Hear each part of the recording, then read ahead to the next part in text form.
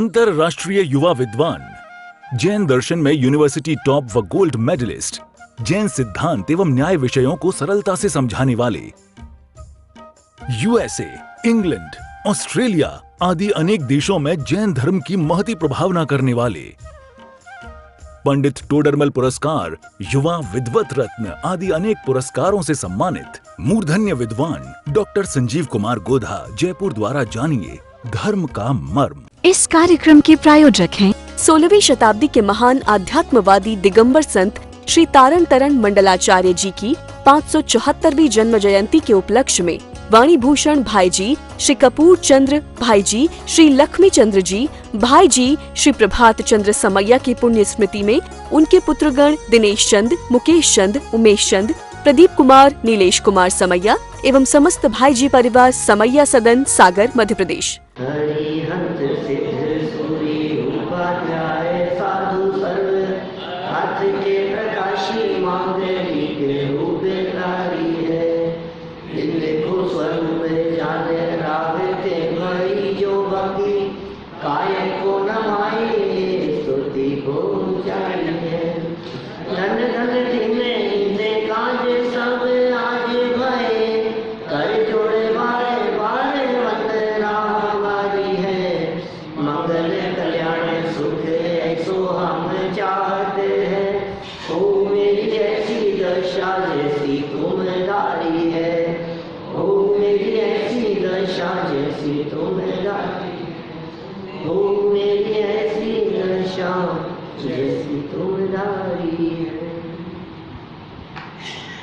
जीवेंद्र कुमार ने अपने गहने उतारकर उस किसान को दे दिए और अत्यंत आनंदित हुए।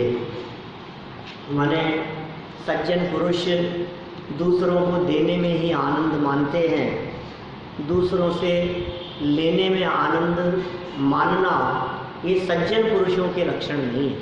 थोड़ा सा गलत लग रहा है ऐसा कि जो है लेने वाले के भाव क्या है, उसको ये लग रहा है कि अब मैं जीवन की बाधाओं से मुक्त होकर के निश्चित रूप से धर्म ध्यान करूँगा, तो ये भी तो मंत्र नहीं। तो भी जो लेने के जो भाव है ना, वो लेने का भाव लोभ कषाय का भाव है।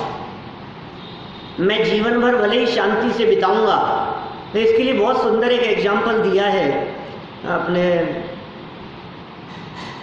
कौन सा ग्रंथ चलाया था अभी वहाँ ऑस्ट्रेलिया में, इष्टोपदेश में। ये कहता है ऐसा कमाने के लिए, ये कहता है एक बार मैं इकट्ठा कर लूँ पहले, फिर दान दूंगा, मैंने फिर बाद में मैं फ्री हो जाऊंगा। तो एक बार तो खूब करना ही चाहिए। किस लिए कर रहा हूँ मैं? इसलिए कि बाद में धर्म ध्यान अच्छे से कर सकूँ। वो तो फिर परिग्रह करता है।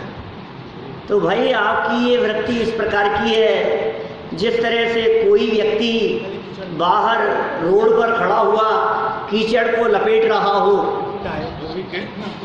क्या कोई कहे भैया क्या कर रहे हो, ये क्या काम कर रहे हो, कि नहीं नहाऊंगा,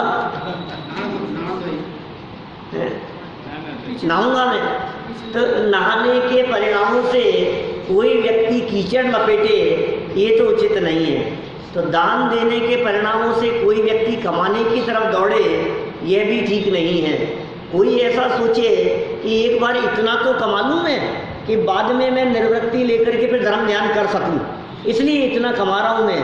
सुनो, हमारे आचार्यों के तो ऐसे वचन हैं कि तू कौन से समय में जाके निर्वृत्ति का विचार कर रहा है कि इतना कमा लूँ मैं कि कम से कम 25 साल मेरी जिंदगी आसानी से चल सके। कि सुन, शाम की भोजन की व्यवस्था हो तो कमाने का विकल्प तोड़ दे, इधर उपयोग लगा।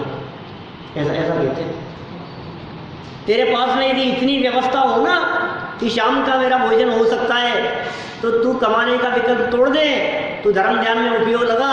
तुझे पता नहीं तेरा जीवन कितना लंबा है, तू प्लानिंग 25 साल की करता है और जीवन का भरोसा पल भर का भी नहीं। तो पंडित जी की पत्नी जैसे बजाने आ गई वैसे नहीं आ जाएगी? आ जाए तो आ जाए, क्या करे।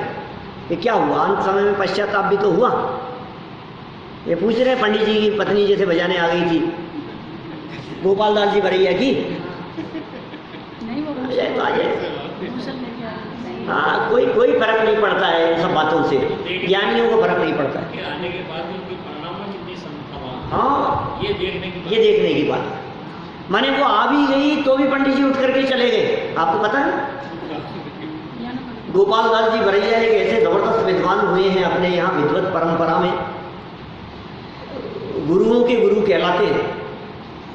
आज जितने वर्तमान में विद्वान दिखाई देते, बड़े बड़े बुजुर्ग विद्वान, उनके भी गुरु के गुरु रहे हैं। माने विद्वत परंपरा के एक पुरोधा, एक ऐसे महापुरुष गोपाल दास जी बरैया, अद्भुत नाम और अद्भुत व्यक्तित्व, लेकिन घर में काम करते थे और यहाँ आते थे और पत्नी उनसे ऐसे ऐसे काम कराती थी जो कहने में ही शर्म आ जाए। एक दिन कहीं बाजार में थे और प्रवचन का समय हो गया तो सीधे यहाँ आ गए और आकर के प्रवचन शुरू किया उन्होंने। यहाँ नहीं, मेरे ख्याल से कहाँ की बात है ये, मुरैना की बात है, बुद्धिस्ट जी के मंदिर की बात है, कहीं की ऐसा समझ लो आप। तो वो आकर के प्रवचन करने के लिए बैठे और पत्नी आ गई। सभा लगी हुई थी, प्रवचन शुरू नहीं किया था उन्होंने, पत्नी आकर के हल्ला मचाना शुरू कर दिया। आ गए सीधे यहाँ पर, हुक्का कौन भर के आएगा मेरे लिए? तो पंडित जी उठे, उठ करके घर गए। 10 मिनट बाद उसका सारी व्यवस्था करके फिर वापस लौट करके आए।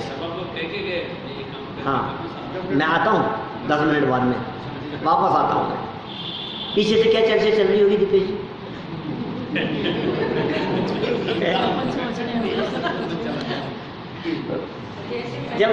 जब वो वापस लौट करके आए तो उनके कान में भी कुछ शब्द पड़ गए। क्या? अरे हमको सिखाते हैं, ये पढ़ाते हैं, प्रवचन करते हैं, शास्त्र छोड़ करके चले गए, वो करने के लिए चले गए। तो ये करना चाहिए था, पहले प्रवचन करना चाहिए था, और पहले हुक्का भरने के लिए अभक्ष चीज। तो पंडित जी ने बात को स्पष्ट करते हुए, प्रवचन शुरू करते हुए कहा कि मैं क्षमा चाहता हूँ कि मुझे उठ करके जाना पड़ा। मैं उठ करके गया, इसमें आप लोगों के 10 मिनट 15 मिनट खराब हुए, और यदि मैं उठ करके नहीं जाता तो पूरी सभा ही खत्म हो जाती, पूरा 1 घंटा खराब हो जाता। आप सोचो कैसी पत्नी थी उनकी, उसके बावजूद भी उनके परिणामों में कितनी सहजता थी, कितनी शांति थी। अंत समय में पता है, जब तबीयत बहुत ज़्यादा खराब हुई तो उसने माफ़ी मांगी पत्नी ने कि मैंने आपको जीवन भर बहुत परेशान किया है, मैं क्षमा चाहती हूँ। अंत समय में मेरी जैसी पत्नी जो है ये किसी के नहीं हो, ऐसी खूब बातें कही उसने। तो पंडित जी ने कहा नहीं, तेरा तो बहुत बहुत उपकार है मेरे ऊपर। ये क्या उपकार है? कि उपकार यह है कि तू तो निरंतर मेरे वैराग्य की वृद्धि करती रही। यदि तू मेरे राग में वृद्धि करने वाली होती और राग बढ़ाने वाली होती तो मैं तेरे राग में ही फंसा रहता, राग में ही उलझा रहता। लेकिन ये तेरा उपकार है। काम का क्या है? 15 मिनट में काम किया, 10 मिनट में काम किया, घंटे भर में काम किया, और फिर अपना समय अपने लिए। ऐसी दृष्टि होती है ज्ञानियों की कि भाई देखो, राग बढ़ाने वाली है कि वैराग्य बढ़ाने वाली है, विरक्ति दिलाने वाली है। तो ऐसे ऐसे ज्ञानी होते हैं, कह रहे बजा देंगे, बजाते रहो, कोई बात नहीं, क्या फर्क पड़ गया उससे ज्ञानियों के फर्क नहीं पड़ता है। उदय की परिस्थितियां हैं, हमारे हिसाब से नहीं चलती है। आप कितना भी बदलने का प्रयास करो, आप बदल नहीं पाएंगे। आपका जैसा उदय है वैसा आपको भुगतना ही पड़ेगा। बैरिस्टर चंपत राय जी, 100 साल पुरानी घटना होगी, लगभग 100-125 साल हो गए आज बैरिस्टर चंपत राय जी को। विदेशों में पढ़ करके आए, बहुत बड़े बैरिस्टर थे। जैन न्याय के क्षेत्र में उन्होंने बहुत काम किया, ये लॉ के संदर्भ में। जैन न्याय का मतलब वो नहीं प्रमाण है, उसकी बात नहीं कर रहा मैं, लेकिन ये लॉ है, कानून, उसके क्षेत्र में बहुत काम, बहुत अच्छे अभ्यासी थे बैरिस्टर चंपत राय जी। उनका विवाह धोखे से आज से करीब 100 साल पहले किसी पागल लड़की से कर दिया, शादी हो गई। क्योंकि पहले तो ऐसे देखते तो थे नहीं, 100 साल पुरानी घटना है। घर आने के बाद में पता लगा कि ये तो पागल है। कोई बात नहीं, कुछ नहीं बोले, अब है जैसे जो भी है, क्या करो। मूर्खों से भी मूर्ख, माने पागलपन की जरूरत से ज़्यादा हद पार हो गई, समझ लो आप। धीरे धीरे क्या हुआ, एक दिन निकल गया, 2 दिन निकल गए, आस पड़ोस वालों को पता लग गया, दोस्तों को पता लग गया, घर में कोई मेहमान आए सबको पता लगेगा कि यार। तो दोस्तों ने उनको बहुत समझाया कि यार तुम बहुत कानून जानते हो, छोड़ दो इसे। तलाक लेना तुम्हारे लिए आसान काम है कि ऐसा कौन सा कानून और कौन सी धाराएं हैं जो तुम्हें पता नहीं है। तुम चाहो तो 5 मिनट में तलाक हो सकता है, जाओ अभी एक एप्लीकेशन लगाओ। तुम्हारे साथ तो धोखा ही हुआ है ना, चीटिंग ही तो हुई है। तो बैरिस्टर चंपत राय जी ने उन दोस्तों से ये कहा, ऐसी सलाह देने वाले मित्रों से ये कहा कि ठीक है, इसको तो मैं छोड़ दूंगा और दूसरी लेकर के आऊँ, मान लो अच्छी भली देख करके लेकर के आए और लाने के बाद में पागल हो जाए तो क्या करेगा? बोलो। तुम्हारी शादी को तो 2 साल हो गए ना, अभी यदि तुम्हारी पत्नी पागल हो जाए तो क्या तुम छोड़ दोगे? ऐसा ऐसे हो सकता है, कोई बात नहीं। हो जाएगी स्थिति है, इलाज कराएंगे, उपचार कराएंगे, ठीक होगी तो हो जाएगी, जो जैसा होना होगा। ऐसी सहजता होती है ज्ञानियों के हृदय में, माने ज्ञानियों की देखने की दृष्टि कुछ और होती है। अरे अपने साथ बुरा से बुरा बर्ताव करने वालों के प्रति भी बहुत सहृदयता का परिणाम होता है ज्ञानियों के हृदय में, क्योंकि वे कर्म के उदय को समझते हैं, वो किसी दूसरे का दोष नहीं समझते, वो जानते हैं दोष इनका नहीं है, दोष तो मेरा ही है, गलती किसकी है? अपनी गलती है। ये सब कर्म क्या खेल है इस तरह का? अनगिनती बातें इस प्रकार की और अनगिनती एग्जाम्पल है शास्त्रों के। सीता का वो प्रसंग किससे छिपाए बतलाओ मेरे को। जंगल में छुड़वा दिया कृतांत वक्र ने, रामचंद्र जी ने छुड़वाया था, सेनापति छोड़ करके आया था कृतांत वक्र नाम का, और जंगल में जाकर के छोड़ दिया और तीर्थ यात्रा के बहाने भेज दिया। बोलो, तो कैसे चले गई होगी वो भी तीर्थ यात्रा के लिए, उनको भेज दिया। क्यों, तुम क्यों नहीं चल रहे हो, साथ में चलेंगे? मैं पता नहीं है, तो अकेले चले तीर्थ यात्रा के लिए और तीर्थ वंदना करा करके भयानक जंगल में छोड़ दिया। बस माते यही आपको छोड़ने का आदेश है। ओ, कोई बात नहीं, बात समझ में आ गई क्या चल रहा था अयोध्या में, क्या चल रहा था? थोड़ी बहुत खबर तो थी। ये कह देना अपने स्वामी से जाकर के कि जिस तरह लोक लाज में आकर मुझे छोड़ दिया है, ऐसे किसी के कहने में आकर के धर्म मत छोड़ देना। मुझे छोड़ देने से तो थोड़ी सी तकलीफ हुई होगी, लेकिन किसी के कहने में आकर यदि धर्म छोड़ दिया तो जन्म जन्मांतर बर्बाद हो जाएंगे, अनंत काल बिगड़ जाएगा, अनंत भाव बिगड़ जाएंगे। धर्म मत छोड़ देना। ये कैसे संदेश दिया इस तरह का? इतनी हिम्मत कहाँ से आ गई कहने की? है इतनी हिम्मत कहने की किसी में? लगता है आपको इस तरह के वचन कहे जा सके? क्रमबद्ध पर्याय को जानती थी, होनहार को जानती थी, निमित्त उपादान समझती थी, द्रव्य गुण पर्याय समझती थी, अपने आत्मा के स्वरूप को समझती थी, वस्तु स्वरूप को जानती थी, कर्म के उदय को जानती थी। इतनी स्पष्ट शब्दों में सरलता से बात कह दी उन्होंने।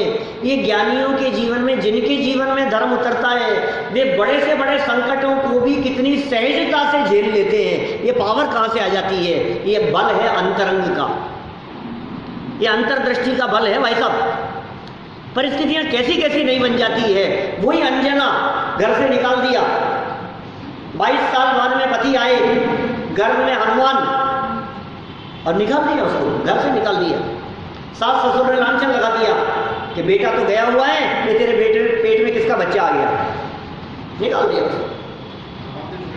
खूब कहने का प्रयास किया, खूब समझाने का प्रयास किया, अंगूठी दिखाई, देकर के गए थे, कुछ नहीं, निकल गया उससे, अपने घर गई, माँ बाप ने नहीं रखा। बोलो, कोई दोष नहीं है, कोई कसूर नहीं है, किसी तरह की कोई गलती नहीं दिखाई दे रही है। अब किसकी गलती है बतलाओ? माँ बाप की गलती है कि सास ससुर की गलती है कि पति की गलती है कि समाज वालों की गलती है कि देखने वालों की गलती है? अरे किसकी गलती, किसको कहें यार? क्या कहो बताओ? दोषारोपण करने वाले को क्या कहें हम? गलती तो मेरी है, मेरा उदय खराब चल रहा है, और जब उदय खराब चलता है ना तो कितनी भी सफाई दो काम नहीं आएंगी, और उदय अच्छा चलता है तुम्हारा तो सफाई देने की जरूरत नहीं होती, काम हो जाता है अपने आप। ये सब उदय का खेल है। परिस्थितियां बदलते देर नहीं लगती है, उदय बदल जाएगा, सारी बात क्लियर हो जाएगी। और उदय बदला नहीं, रोते रहो, तुम समझाते रहो, गिड़गिड़ाते रहो, अरे ऐसा नहीं है, ऐसा नहीं है, मैंने नहीं किया, ये नहीं किया, मेरी कोई गलती नहीं है। तुम कितना भी कहो, सामने वाले को एक बात असर नहीं करेगी, समझ में नहीं आएगी बात। बड़े बड़े राजा महाराजाओं के पाप कर्म के उदय में कैसी परिस्थितियां हुई, लेकिन विचार ये इंपॉर्टेंट बात है, उनका चिंतन ये महत्वपूर्ण है। ये प्रथमानुयोग कितना बड़ा रोल प्ले करता है हमारी लाइफ में। ये कहानियाँ, ये प्रसंग, ये महापुरुषों का जीवन, ये जीवन चरित्र उनका, ये क्या दिखाता है हमारे को। अरे घट रही होगी घटनाएं, आप प्रभावित हैं दुनिया से, हमें कोई लेना देना नहीं, कोई बात नहीं। रानी के महल में मतलब पाए गए दोनों, ये तो थोड़े दिन पहले गई थी इसलिए मैंने रिपीट नहीं करी, दिमाग में तो खूब घटनाएं घूम रही है। हिम्मत होगी, कैसी हिम्मत होगी, सेठ सुदर्शन की घटना सुनाई थी थोड़े दिन पहले, सहन करने की। क्या कहें, किसको कहें। सेठ सुदर्शन जैसे 50 उदाहरण है हमारे सामने। वर्तमान युग के देख लो, थोड़े से इतिहास में पीछे जाकर के देख लो, टोडरमल जी जैसों के देख लो, कोई सफाई देने की वो नहीं समझी उन्होंने। राजा को समझा रहे हैं, आंदोलन कर रहे हैं, मेरे खिलाफ राजा ने ऐसी साजिश की है, सारा समाज आंदोलन करेगा। महाराजा आप गलत कह रहे हो, आप गलत कर रहे हो, ऐसे कैसे कुचलवाद होंगे हाथी के पैर के नीचे। कोई बात नहीं यार, हम क्या कहें, तुम्हें जो समझना हो समझ लो, मैंने नहीं किया, देख लो ऐसा है, ऐसा क्या देख लो और क्या दिखा लो, कोई मतलब नहीं है, कोई फर्क नहीं पड़ता इन बातों से। तो जब पाप कर्म का उदय आता है तो अपने भी पराये हो जाते हैं। देखो इसी सीता की अग्नि परीक्षा के समय देवलोग आ गए थे, क्यों था, कहाँ चले गए थे देवलोग जो जंगल में छुड़वाया था, सो गए थे। जब रावण उठा करके ले जा रहा था उस समय देवलोग कहाँ चले गए थे, पाप का उदय था। पाप के उदय में कौन आए तेरी रक्षा करने के लिए, पाप के उदय में कौन आएगा तेरे को बचाने के लिए, तेरी सुरक्षा के लिए। हाँ पुण्य का उदय आ गया तेरा, अब देखो उदय बदल गया, जब देवों की जरूरत नहीं है अब देव लोग आ गए, जय जयकार कर रहे हैं, धन्य है धन्य है, जय जयकार, पुष्प वृष्टि कर रहे हैं ऊपर से। क्या क्या है, उदय बदला है, देव वही है, वही देव। ऋषभ देव के समोक्षण की बात कर लो आप, बोलो ऋषभ देव स्वामी दीक्षा लेने के बाद में आर की विधि नहीं मिल रही है, कोई बताने वाला नहीं, कोई कहने वाला नहीं, बोलो। गर्भ में आए थे, उसके 6 महीने पहले से रत्न बरसा रहे थे स्वर्ग से, हैं? उस समय तो उनको याद आया, उस समय तो याद था, 6 महीने और 9-15 महीने तक रत्नों की बरसात करते रहे। गर्भ कल्याणक बनाने के लिए आ गए, जन्म कल्याणक बनाने के लिए आ गए, सारी गृहस्थी की व्यवस्थाएं देखने के लिए आ गए, खान पीन की व्यवस्था, भोजन पानी वस्त्र आभूषण सब स्वर्ग से आया करते थे, सारे देव लोग लगे हुए थे। और दीक्षा लेने के बाद में अरे यार बहुत हो गया, अब जाके आराम मिला, सो गए जाके, यार रोजाना आहार के लिए निकल रहे हैं, बता तो देवे नगर में किसी को, सूचना तो दे देना आहार पान कैसे दिया जाता है। जो सपना राजा श्रेयांश को बाद में आया, कौन से दिन, वैशाख शुक्ल तृतीया के दिन, क्या आज तो क्या नौमी हुई ना, वैशाख शुक्ल नौमी 6 दिन पहले।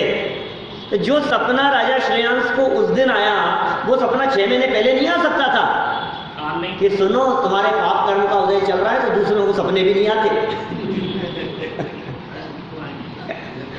तुम्हारे पुण्य का उदय हो तो सपनों में ये बात आ जाती है कि इनको आहार दान ऐसे दिया जाना है। ये क्या है जनागम, क्या बातें बताता है, मतलब तुम्हारे पुण्य का, उसको सपने में आया, पहले ऐसे आहार दिया था, श्रीमती का जीव था, साथ में आहार दिया था राजा वज्रजंग के भाव में। राजा ऋषभदेव पूर्व के भाव में जब राजा वज्रजंग थे, क्या उस समय उनकी पत्नी थी श्रीमती नाम से, और वो जो पत्नी थी श्रीमती वो फिर भाव धारण करते हुए ये बनी राजा श्रेयांश। अच्छा, पत्नी बनी राजा श्रेयांश। ऋषभदेव की पत्नी हुआ करती थी पिछले जन्म में, और इसको जाति स्मरण हुआ, इसको पिछली बातें याद आई राजा श्रेयांश को कि मैंने पहले भाव में, श्रीमती के भाव में इनको इस प्रकार से आहार दान दिया था, मुनि राजों को हम दोनों ने मिलकर के। ये आहार दान की विधि होती है, इस तरह से पड़गाया जाता है, इस तरह से पड़गान होता है, इस तरह से नवदा भक्ति पूर्वक आहार दिया जाता है। याद आ गया सारा, और फिर इक्षु रस का आहार किया। सही, बोलो भैया क्या करें, किसका कसूर, गलती किसकी है? दूसरे की गलती मत देखो, अपनी गलती देखने वाले गलती सुधार करके परमात्मा बन जाते हैं, और दूसरों की गलती देखने वाले कभी मुक्त नहीं हो पाते। आपको मुक्त होना है कि आपको परतंत्र रहना है? आप सोचो, आपके हाथ में क्या है। आपको यदि मुक्त होना है तो मुक्ति दूसरे के अधीन, ये नहीं मेरे ही अधीन है, मेरे विचारों से मुक्ति मिलेगी। बात तो यहाँ से शुरू हुई थी कि कमाने का पहले इतना कर लेते, इकट्ठा कर लेते। यहाँ तक तो सही नहीं लिखी बात। इतना कर लेंगे हम, अरे भाई तेरे करने से होगा नहीं, तेरे जोड़ने से जुड़ेगा नहीं, तेरे इकट्ठा करने से इकट्ठा नहीं होगा, और आना होगा तो तेरे बिना किए भी आ जाएगा। जाना होगा तो कितना भी इकट्ठा कर ले वो चला जाएगा। रोकने से रुकता नहीं है, इकट्ठा करने से इकट्ठा नहीं होता है, और खर्च करने से खर्च नहीं होता है। ये समझा रहे हैं यहाँ तो। दान देने से दान नहीं दिया जाता है। तेरे हाथ में, तेरे सामने वाले के लाभांतराय कर्म का उदय नहीं होना दीपेश जी, तो कितना भी देने की सोचते रहो, आप दे नहीं पाएंगे। देते समय विचार बदल जाते हैं। आप सोच करके तो आए थे इतना देना है, और देते समय भाव बदले, इतना ही दे दो यार, ये क्या हुआ। देने वाले के पुण्य के उदय के अनुसार, देने वाले की योग्यता के अनुसार, लेने वाले की योग्यता के अनुसार देने वाले को विकल्प आते हैं। मैं आपसे पूछता हूं, आपके घर में कोई व्यक्ति मांगने के लिए आता है, आप उसे क्या देते हैं? एक भिखारी मांगने के लिए आता है, उसे क्या देते हैं? कोई वैभव संपन्न व्यक्ति आपके यहाँ आकर के कुछ डिमांड करता है तो आप उसे क्या देते हैं? और आपके कंवर साहब आते हैं तो उनको आप कितने का लिफाफा देते हैं? बोलो। आप किसी संपन्न व्यक्ति की शादी में जाते हैं तो उनको लिफाफा कितने का देते हैं? और किसी गरीब के यहाँ जाते हैं तो लिफाफा कितने का देते हैं? आप अपने नौकर को दिवाली की बख्शीश में क्या देते हैं? और कंवर साहब दिवाली के दिन आ जाए तो उनको क्या देते हैं? बोलो। अरे तो ये बराबरी करेगा क्या उनकी? ये बराबरी करने का सवाल नहीं है। उसे देख करके तुम्हें परिणाम ही उसी तरह के आते हैं। इसमें कसूर तुम्हारा नहीं है, उदय उसका भी तो चाहिए, लेने वाले का भी तो। वो इतना हीन जाति पुण्य वाला है कि उसे देख करके किसी को ज्यादा देने का भाव ही नहीं आता है। क्या करें? वो उसको आप 50 रुपए देकर के निपटाना चाहते हो, ले ठीक है, इनाम दे दीजिए तेरे को, और क्या, तनख्वाह कितनी है तेरी, और कितना देंगे इससे ज़्यादा? 100 रुपया ले ले, चल कोई बात नहीं, आज दिवाली है 500 रुपया दे दिया। आप ज़्यादा संपन्न हो तो ज़्यादा का भाव नहीं आता। आप ये नहीं सोचते हो कि चलो दिवाली है यार, घर में झाड़ू पोछा करने के लिए आती है, इसको 11,000 दे दो। ये नहीं आएगा आपका विकल्प ऐसा। क्यों? और आपके यहाँ काम करने वाले कोई मैनेजर हैं तो हो सकता है आप उनको 11,000 भी दो दिवाली के दिन। हो सकता है 20,000 और 21,000 भी दे दो उनको। जिसको आप तनख्वाह लाख रुपया महीना देते हो, उसको दिवाली पे 21,000 रुपया भी दे सकते हो। माने किसको देख करके कैसा विकल्प आता है? ये विकल्प मेरे अधीन नहीं है। इस विकल्प में सामने वाले का उदय भी काम कर रहा है। स्वतंत्रता ख्याल में आनी चाहिए। ये जनार्दन तो स्वतंत्रता और स्वाधीनता की बातें करता है। ये तो अद्भुत है कुछ चर्चाएं, चिंतन की चर्चा है। चिंतन करो बस बैठ करके शांति से। प्रतिकूल परिस्थिति आ जाने पर विचार चिंतन करो। आज जब इससे विचार करो यार ये ऐसा क्यों हुआ, बस कारण समझ में आएगा आपको। उसके पीछे कारण कोई दूसरा नहीं है। अरे यार मेरे साथ तो ऐसा होना चाहिए, ऐसा क्यों हो गया? आप विचार करो भैया। ये डील फाइनल हो गई थी और 3 महीने से प्लानिंग चल रही थी, बहुत मेहनत चल रही थी और बिल्कुल फाइनल हो गई और आज साइन होने थे उसके ऊपर। और ये क्या हुआ? पूरा एक सिरे से खारिज कर दिया उन्होंने। 3 महीने की मेहनत के ऊपर पानी डाल दिया। सब कुछ फाइनल हो जाने के बावजूद भी ये क्या हो गया? दोष किसका है? अपना उदय। अब सुनो, अपना उदय है। अब कोई व्यक्ति उदय को ले लेकर के रोता है, क्या करें साहब, हमारा तो उदय खराब है, हमारा तो उदय खराब है। कई लोग हैं, मेरी तो किस्मत ही खराब है, मेरी तो किस्मत ही खराब है, मैं क्या करूँ, मेरे तो फूट गए, मैं तो दुखी हूँ बहुत ज़्यादा, मेरी तो किस्मत ही खराब है। कि सुन, पाप कर्म के उदय से किस्मत खराब नहीं होती। क्या जैन साहब, पाप कर्म का उदय किसी की किस्मत खराब नहीं कर देता है। होगा पाप कर्म का उदय, वर्तमान परिणामों को संभालो। बलि होनहार है जिनको वर्तमान में ऐसा विचार आता है कि आत्म कल्याण की तरफ कदम बढ़ाए जाने चाहिए। बलि हो, अब भाग्यशाली हो गए। अब देखो, अब उदय चल रहा है पाप का, माथे पर आ रहा है संकट, माथे पर आ रही विपत्तियां, सुनने वाला कोई नहीं है, अपयश कीर्ति का उदय चल रहा है, निंदा और आलोचना सारे समाज में चल रही है, पैसा देने वाला कोई नहीं, रोटियों की व्यवस्था नहीं, घर से निकाल दिया गया है, दर दर की ठोकरें खा रहा है, ऐसे पाप कर्म का उदय चल रहा है, लेकिन दुखी नहीं है। क्यों? वस्तु स्वरूप विचार खुशी से सब दुख संकट। ये है चीज पैसा। इसका मतलब पाप कर्म का उदय परेशान करने में समर्थ नहीं है। ये साहब अभी तक तो क्या समझा रहे थे, समझने के लिए बात तो धीरे धीरे आगे बढ़ेगी ना, स्टेप बाय स्टेप ही समझाएंगे। कर्म के उदय को नकार नहीं सकते ना, एकदम एक सिरे से खारिज नहीं कर सकते। तीव्र तीव्र दूसरों से राग द्वेष किया, दूसरों को दोष, अनंतानुबंधी है। टोडरमल जी का वो वाक्य याद आता है बार बार, स्वयं तो मेहनत बने रहना चाहता है और अपना दोष कर्म के ऊपर डालता है, दूसरे के ऊपर डालता है। ऐसी अनीति जैन दर्शन में चलेगी नहीं। हमारे यहाँ जैन परंपरा में ऐसी अनीति चलने वाली नहीं है, ये बेईमानी नहीं चलेगी हमारे यहाँ। भाई साहब, किसको धोखा दे रहे हो आप? अपने आप को धोखा दे रहे हैं। संभालो अपने परिणामों को। जीवनदर कुमार को भी परिणाम आ गया किसान को देख करके, अनजान व्यक्ति को देख करके आ सकता है ऐसा परिणाम? आ जाए तो आ जाए ऐसा। जीवनदर कुमार को देने का परिणाम आया और उसका उस जाति का उदय था। और सुनो, कल हमने बात स्पष्ट की थी आपके बीच में, लेने वाले व्यक्ति को पहले जैन बनाया गया, उसे व्रत दिलाए गए, उसका कुल परिवर्तन किया गया, उसका गोत्र परिवर्तन किया गया, उसे संयमी बना दिया गया, उसे साधर्मी बना दिया गया, और फिर साधर्मी के प्रति वात्सल्य का भाव आ गया, भाव इस तरह का।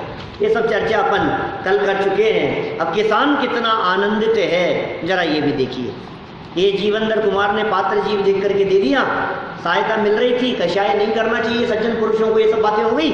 अब देखो 31 नंबर का श्लोक देखो आगे, नहीं तो आप कहोगे पढ़ा नहीं कुछ, देखो नहीं कहोगे ना। चलो, कृषक का अति आनंदित होना। कृषक माने क्या होता है भाई? साध्य किसान। कृषक माने कि बच्चों को छोटे छोटे शब्द भी नहीं पता होते। किसान।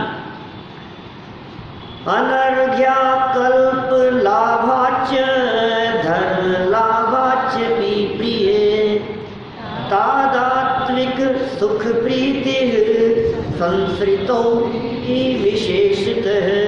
वह किसान बहुमूल्य आभूषणों के लाभ से और धर्म के लाभ से अत्यंत प्रसन्न हुआ।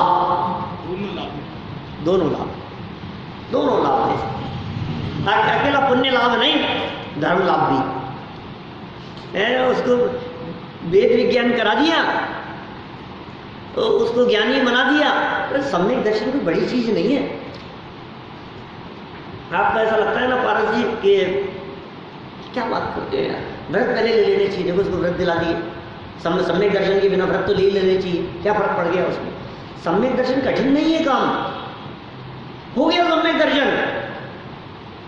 आज उसने यदि व्रत ले लिए हैं तो ऐसा नहीं है कि वो बिना सम्यक दर्शन के व्रत ले लिए, वो सम्यक दृष्टि होकर के पंचम गुण स्थानवर्ती हो गया। जीवनदर कुमार का 15 मिनट उपदेश सुना तो 15 मिनट उपदेश में 5 मिनट में ही सम्यक दृष्टि हो गया, और सम्यक दृष्टि होते ही व्रत लेने का भाव आ गया और व्रत ले लिए और 2 कषाय चौकड़ी से रहित हो गया। क्या फर्क है? सम्यक दर्शन तो अपने से हवा बना रखा। सम्यक दर्शन, सम्यक बहुत, और आप सम्यक दर्शन बहुत कठिन काम है। क्या कठिन काम है? श्रद्धा ही तो है, और क्या है? होता नहीं इसलिए कठिन काम लगता है। बहुत सरल है। जिनवर की वाणी से हमने ये जाना, सबसे सरल है निज पद पाना। सबसे सरल है निज पद पाना। आज तक क्यों नहीं हुआ? सोए थे अनादि से हम मोह की गहल में। सोए थे अनादि से हम मोह की गहल में। वीर की वाणी से आए चेतना महल में। वीर की वाणी से आए चेतना महल में। आज ये समझ में आया हो, आज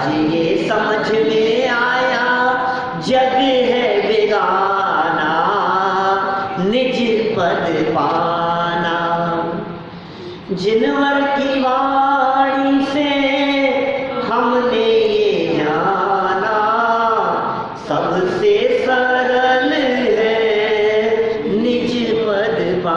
अरे अपना पद, अपना काम, किसकी तरफ देख रहा है? दूसरी तरफ। अरे तो बहुत कठिन है, बहुत कठिन है, उनको ही नहीं हुआ, उनको ही नहीं हुआ, अच्छे अच्छे उनको नहीं। अरे तू उनकी तरफ क्यों देख रहा है? क्षण मात्र का काम है, तू ये क्यों नहीं देख रहा है? शेर को हो गया था, मेंढक को हो गया था, हाथी को हो गया था, उसको हो गया था, शिवभूति मनिराज को हो गया था, नहीं पढ़ने वालों को हो गया था, इतने से उपदेश मात्र से सबको हो रहा है, और तू तेरे को कठिन लग रहा है? बोलो, किसान को हो गया, मैं ये कह रहा हूँ, अब आपको कठिन लग रहा है? 608 जी हो ही रहा है ना 6 महीने में। मोक्ष जा रहे हैं वो तो, हर 6 महीने 8 समय में 608 जीव तो मोक्ष जा रहे हैं। मोटा मोटा ऑन एन एवरेज यदि बात करें तो 608 लगा सकते हो आप सम्यक तो प्राप्ति, लेकिन असंख्यात जीव हैं जो सम्यक दृष्टि हैं, इसलिए वो कैलकुलेशन चलती नहीं है 6 महीने 8 समय में 608 वाली। चलो, कितनी सुंदर बात की, बहुत आनंद हुआ भैया। प्रसन्नता का कारण क्या है? ज्यादा धन नहीं, ठीक है, धर्म लाभ। अब लगूंगा मोक्ष मार्ग में, ये सारी बातें यहाँ ये विशेषार्थ और सरल अर्थ में खोलने वाले हैं। देखो, पढ़ते हैं अपन, 10 मिनट और चलाऊंगा अभी, थोड़ा लेट शुरू हुआ था, लेकिन कोई बात नहीं, इतना तो है टाइम, इतना तो है। देखिए, वह किसान बहुमूल्य आभूषणों के लाभ से और धर्म के लाभ से अत्यंत प्रसन्न हुआ। ये तो सरल अर्थ हो गया। नीचे और देखो, निश्चय से संसार में जीवों को तात्कालिक विषय सुखों की प्रीति विशेष रीति से होती है। ये जगत का स्वरूप है। तात्कालिक आनंद मिलता है ना, उसमें विशेष आनंद की प्रतीति होती है जगत के जीवों को। अभी देखो, आप यहाँ से बाहर निकलो और एकदम आपके पास में फोन आए कि अरे वो आप जो एक ऐसा खरीदा था ना आपने 6 महीने पहले, तो उसके अंदर एक ऐसा इनाम निकला है जिसके अंदर आपको एक डायमंड का सेट दिया जा रहा है, लेकिन आपको 1 घंटे के अंदर यहाँ तक पहुँचना पड़ेगा। बोलो, आपकी बाइक किधर जाएगी? इसलिए वही जाएगी। तात्कालिक आनंद, आप जान रहे हैं इसमें सुख नहीं है। सम्यक दृष्टि ज्ञानी जी भी भले ही इन विषयों के अंदर सुख नहीं है ऐसा जानता हो, तथापि तात्कालिक आनंद जहाँ दिखाई देता है तो ठीक है यार, थोड़ी बहुत उसको अच्छा मान लो, कोई सम्यक दृष्टि जीव हो और उसे पता लगे कि ऐसा होने वाला है, तो जाएगा कि नहीं जाएगा? जाएगा यार, क्या फर्क पड़ गया? 3 कक्षाएं मौजूद है ना अभी। अप्रत्याख्यानावरण की 4, प्रत्याख्यानावरण की 4, और कौन सी हो गई आज? संजरण की 4 अभी है ना ये कक्षाएं। इतनी कक्षाओं में काम होता है। युद्ध क्षेत्र में भी जाएगा, लड़ भी रहा है, सारे काम होते हुए दिखाई दे रहे हैं, विषय कक्षाएं भी होते हुए दिखाई दे रहे हैं, परिवार भी है, कमाता भी। सम्यक दृष्टि ने कमाना बंद नहीं कर दिया क्या? अपनी अब तो सम्यक दृष्टि हो गया सब, अब तो कमाना बंद। अरे कमाना बंद नहीं किया है, लेकिन कमाई का जो राग और विशेष आसक्ति का परिणाम था वो टूट गया है। सुख बुद्धि टूट गई, आसक्ति टूट, अब नहीं है ज़्यादा आसक्ति हमारे, सही, ठीक है, आएगा आएगा, कोई बात नहीं, ज़्यादा हाय हाय नहीं है। ये जो मरे जाता है ना पैसे पैसे के लिए, वो बात नहीं है। अब बात बदल गई। विषयों के लिए, भोगों के लिए जो आसक्ति थी, अंदर में जो सुलगती रहती थी, अब वो बात नहीं है, अब शांति है। देखो, सरल अर्थ में क्या कहा? इस जगत में मनुष्य को तात्कालिक लाभ की प्राप्ति अतिशय आनंद देने वाली होती है। तात्कालिक लाभ, अब अतिशय आनंद मिल रहा है उस लाभ में। कृषक को तत्काल धर्म लाभ के साथ ही आभूषणों की प्राप्ति होने से विशेष आनंद हुआ, धर्म लाभ के साथ साथ। देखिए, जीवंदर कुमार की शादी में मिले हुए सर्व अलंकार गरीब कृषक को मिल जाने से गरीब वह अतिशय सुख का अनुभव कर रहा है। तो अब देखो, किसी राजकुमार को जो चीजें मिली हो वो किसी गरीब आदमी को मिल जाए, आपको ऐसी फैसिलिटी मिल जाए जैसी फैसिलिटी नरेंद्र मोदी को मिल रही है, तो आपको क्या लगेगा? कि कोई समझ लो, कोई व्यक्ति इस तरह की चीज आपको ला करके एकदम दे देवे, मिल थी किसी और के पास में, चक्रवर्ती सम्राट आकर के आपको ये कहे कि मैं आपसे बहुत प्रसन्न हूँ अरुण जी, लो मेरा चक्र रत्न आपको सौंपता हूँ। तो बोलो आप तो गया ये तो बहुत खुशी का, वो मिले चाहे ना मिले मिलेगा तो अपने पुण्य के उदय के अनुसार ही, पुण्य पाप कर्म के उदय के अनुसार ही। उन्होंने बाहुबली को देने की भी तो सोच ली थी ना। आगे भरत जी को ऐसा परिणाम आ ही गया था ना कि यार ठीक है तू जीत गया तो तू ले यार संभाल इसको, मुझे नहीं चाहिए, तो लौट के आ गया। इस कार्यक्रम के प्रायोजक हैं 16वीं शताब्दी के महान आध्यात्मवादी दिगंबर संत श्री तारण तरण मंडलाचार्य जी की 574वीं जन्म जयंती के उपलक्ष्य में वाणी भूषण भाई जी, श्री कपूर चंद्र भाई जी, श्री लक्ष्मी चंद्र जी भाई जी, श्री प्रभात चंद्र समैया की पुण्य स्मृति में उनके पुत्रगण दिनेश चंद, मुकेश चंद, उमेश चंद, प्रदीप कुमार, नीलेश कुमार समैया एवं समस्त भाई जी परिवार समैया सदन सागर मध्य प्रदेश